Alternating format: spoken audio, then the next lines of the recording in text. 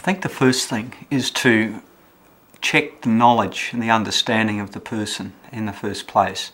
So you might ask a question like, what do you know about cancer, or what do you know about spread of cancer, for example.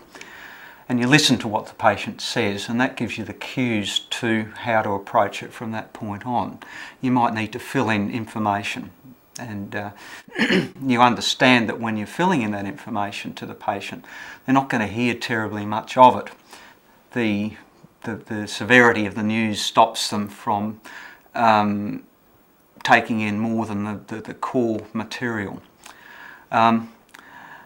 So you have to perhaps repeat what is said several times, and you write down the information so that they can refer to it later on. Some people even use tape recorded cassettes and hand those cassettes to the patient to listen later on.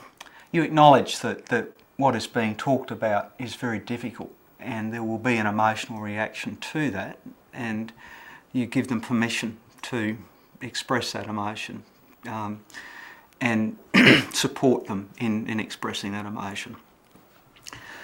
You take cues from the patient about how quickly you provide information.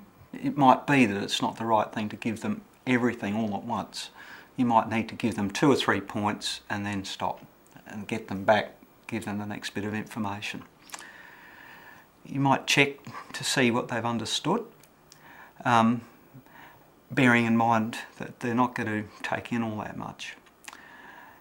It would also be useful to have people bring in relatives and friends, a close confidant, so that 2 people are hearing the information rather than 1, if you know ahead of time that you've got a problem coming up. And that allows for a discussion and reflection later on.